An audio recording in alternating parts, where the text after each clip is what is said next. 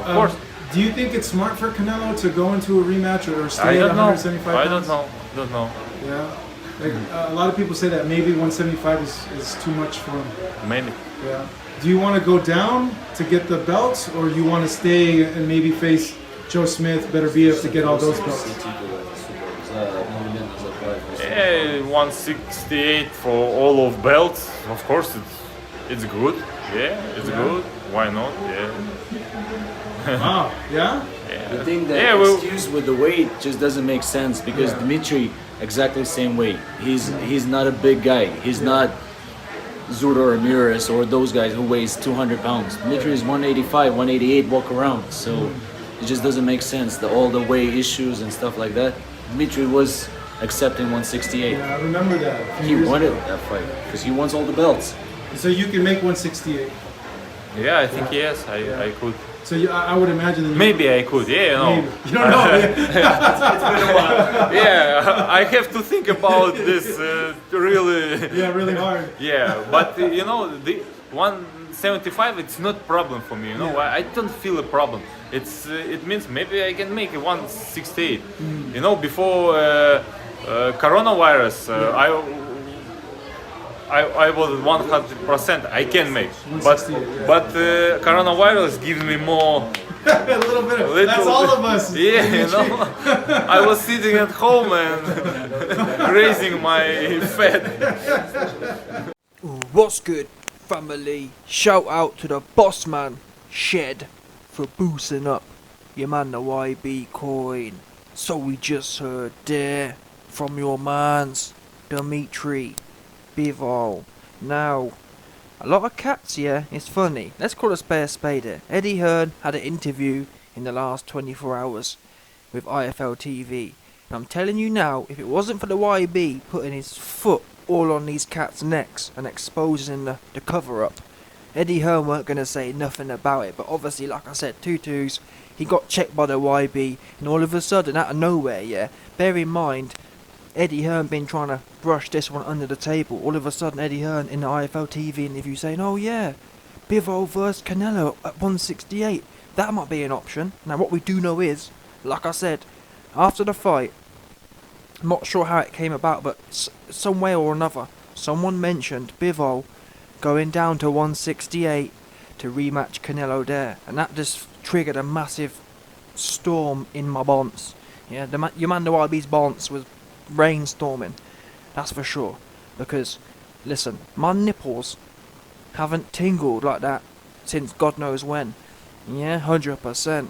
That fight there, Canelo versus Bivol at 168 with no excuses.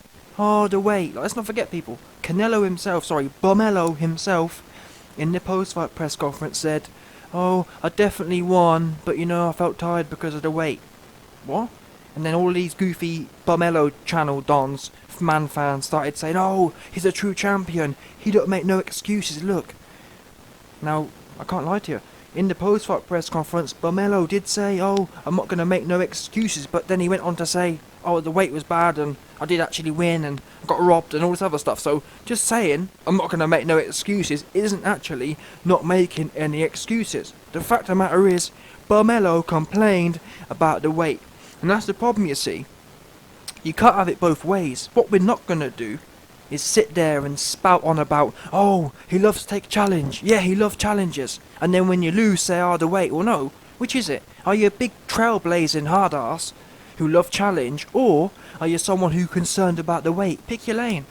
So, like I said, Bivol, I didn't know this, but look at the history. Back in 2021, Bivol originally offered Bomelo to fight him and push his wig back at 168. But for whatever reason, I guess because Bomelo was already undisputed at 168, he decided to go up and try and find if there was something sweet at 175. Now we know there was nothing sweet, not even a little bit sweet, for Bomelo. The fact of the matter is, what the fans want, imagine that. Let's not forget, people, at 168, I give Bomelo his credit. He's been able to beat all the bums, yeah? Bomelo is the king of all the bums, yeah, 100%. He is the, yeah, you best believe it. There's never been, trust me, 100%. No doubt about it. Canelo, Bomelo, is 10 out of 10 the king of all the bums. Yeah? Plant pot, Billy Ho sausages, Who else you got? What's the other bum's name? Callum, yeah? That one, all them ones there. Callum Johnson, or whatever that guy's name is, all them ones, all the bums at 168, he is definitely the top of them all. The top bum. However, yeah, let's call a spade here. Who want to watch Bumelo rematch Bivol at 175 and then lose and say, oh well, don't worry, I'm still champ at 168? Ain't no one trying to watch that. And after the fight, when I heard this, when I found out that Bivol was offering to do 168, went on Twitter and I tweeted everyone. Don't forget, people, Frank Smith, he actually is the one managing or promoting Bivol. So I tweeted Frank Smith, I tweeted everyone, all of the media, and I said, if this doesn't become a thing, because to be honest, I'm disappointed in Team Bivol. They should be out here campaigning for the rematch at 168. Because potentially Bivol, he can be the first man in history to become double undisputed. He could beat Bumelo at 168 and then come straight up for Beterbiev at 175. Why is that not a thing? Why is people talk about wanting to be great or whatever else? Why isn't Bivol's team? That's the best option here. Beat the pound for pound, the alleged pound for pound king in his own weight. Yeah, don't give him the excuse to easy out. Oh well, that wasn't my weight division. Eddie Hearn's keeps running this line of, oh, Alvarez had no business at 175. It's too big for him. Well, not really. It's only one weight division up. Yeah. But either way, fine. If you want to keep banging on about how much he's not supposed to be there, let's do it at 168. Yeah? Because that's where the fight really matters. There's no excuses for either man, to be honest. Bivol himself admitted he only weighed 183 on the night. And to be honest, he didn't look that dry. So if he gets good notice 6 months out that he needs to come down, no problem. When you think about people like Conor McGregor at 145 or Kell Brook at 147, them man were dry, bone dry. Bivol was not bone dry at 175. He can make 168 no problem. Yeah? That's what must happen now. And I don't want to hear this, I'm telling you now. If for whatever reason the rematch don't happen, and or it does happen at 175, you'll know it's been a big Eddie Hearn cover-up. That said, people around Dmitry Bivol need to do their job. Yeah? Do what you're supposed to do. And I'm worried that Frank Smith is going to be a double agent. We know Frank Smith is cuckolded by Eddie Hearn. That's just what it is, people. Yeah? If 100%.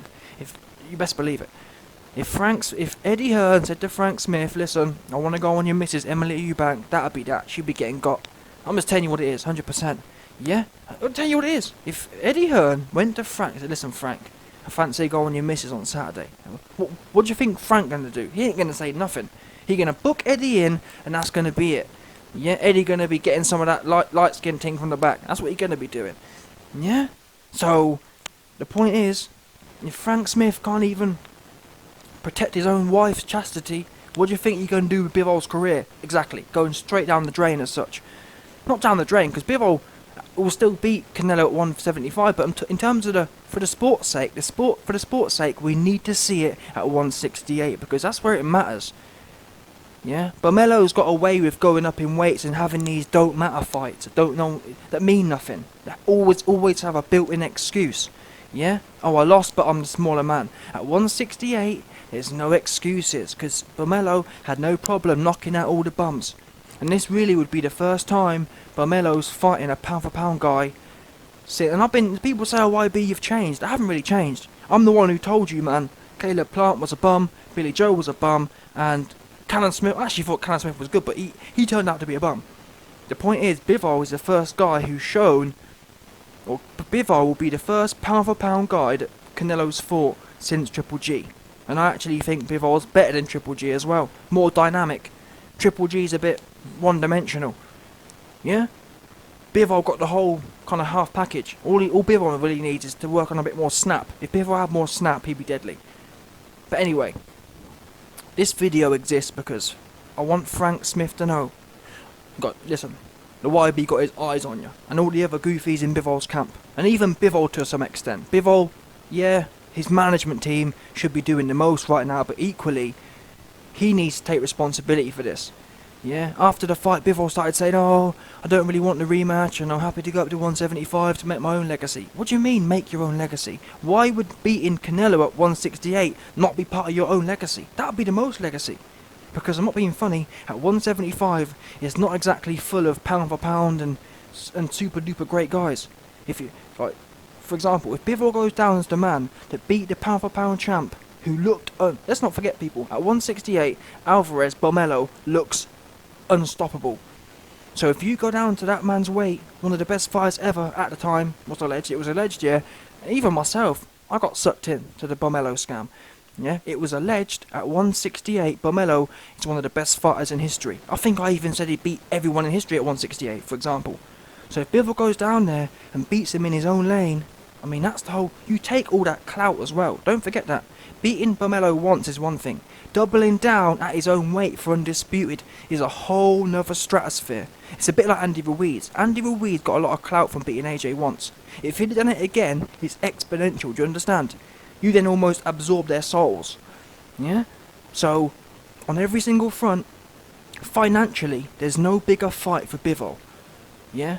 Clout-wise, legacy-wise, there's no other fight. Even if you fought Beterbiev at 175, it still wouldn't have all the other factors. The money, the clout, the status. Beterbiev isn't considered pound for pound number one. Yeah? Beterbiev, all these other factors. So take out Canelo and Beterbiev ain't going nowhere. It's not like there's a whole load of things going on at 175. Beat Canelo at 168, and the thing is, you ain't getting no younger. It must be done now. Beat Canelo at 168. Campaign for it, because for all we know, if I know Canelo, yeah, he gonna try and either duck the rematch. Eddie Hearn's already alluded to, oh well, I want to do the Golovkin fight first, because Eddie knows if Bivol ends up topping Canelo again, the whole Triple G rematch is who wants to watch that? I guess it'll be. I mean, it'll be. Listen, Canelo versus Triple G after Canelo's lost to Bivol twice is a bit like AJ versus Dylan White. Yeah, you watch it, but it's not like it's got no relevance in the sport. It's a good average fight, but it's nothing that's got it's not leading anywhere, is it? If Alvarez gets topped by Bivol, the Golovkin rematch don't lead nowhere. It's the battle of the old guy and the has-been. Do you understand? Yeah. So, Team Bivol need to be out publicly campaigning and putting pressure on Alvarez, because to be fair to Golovkin, that's what he did. People have got a short memory. After the first Golovkin fight, Alvarez was saying things like, oh no, I'm going in on my own path. It wasn't until Golovkin came out and started saying, oh no, he's never going to take the rematch, he's scared, he lost. That's what kind of got things back on track. Bivol needs to be out here and saying, Alvarez, I heard that you complained about the weight at 175. No worries, I'll come down to 168 and I'll give it to you there, where you've got all the advantages on your side. Yeah, that's what you should be saying now. And on top of that, Bivol should be saying, listen Alvarez, you've got the rematch clause, I whooped you in my weight division, now I want a piece of that sweet cookie you've got between your legs in your own weight division. Yeah, I want some of them sweet 168 cheeks. That's what you should be saying, 100%. Yeah? Don't want to hear no more about it, because the thing is, if you go quiet, what happens is, Eddie Hearn is able to creep in and start talking up Golovkin and Canelo, and before you know it, Bivol out the picture, fighting some bum at 175 again. Let's be real now. That's Bivol's whole career. Don't forget, Bivol's been with Matchroom for 5 years, fighting bums. Yeah? So let's not make out that Eddie Hearn gonna do some... Listen, like I said, if Bivol and his team don't turn their head on properly, they're gonna end up fighting some bum on the zone, and ain't no one gonna care. Yeah, and to be honest, even if he beats Beterbiev, ain't no one gonna care, because don't no one care about Beterbiev. Beat Canelo at 168 and then the world is yours. Whatever you do from then, everyone's gonna have their eyes on you. Yeah? It makes no sense to go in any other direction and push for it. There's a time and place. I'm not saying Bivol needs to become Conor McGregor and start just going way too wild with it, but competitively, answer the allegations from Alvarez. Alvarez says the weight was too bad and this was bad and that was bad. No problem. Yeah, you've been nice and comfortable. You had no problem knocking out all them bums at 168. I want to make sure you're super duper comfy. Yeah, get super comfortable in your own weight, and I'll come down there and get some of that sweet, sweet, super duper tasty 168 cookie. Yeah? And that's what the whole of Bivol's team should be doing. There should be no other focus right now. I don't understand any of the plays, and I've got a feeling Eddie Hearn is going to come in and offer Bivol, oh, don't worry, Bivol, yeah, don't worry about the Barmelo fight. How about we start doing this? How about I'll pay you 5 million to fight a bunch of bumps. That's what I think is coming next. I think Bivol's going to be, even though he could make 10, 20 million against Barmelo, I think Eddie Hearn's going to come along and offer him kind of, oh, don't worry about that fight. Yeah, we'll give you a 5-6 fight deal, getting paid 5 mil a piece to fight bumps. Because Eddie Hearn knows the Barmelo continuing with only one loss against Bivol, he can still squeeze out all that Mexican value on the DAZN platform.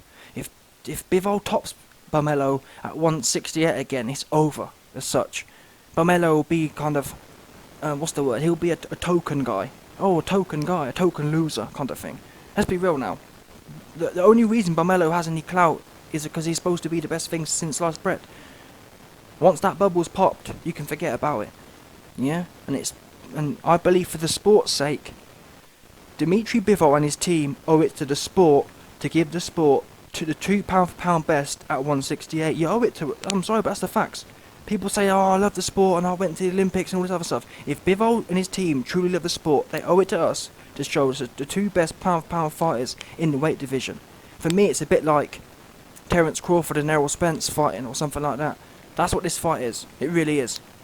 And arguably, actually, it's more important because, really, Barmelo's the one who's gone through weight classes. Errol Spence hasn't moved no weight classes. Terence Crawford only fought random dudes in the weight classes. This really has serious significance.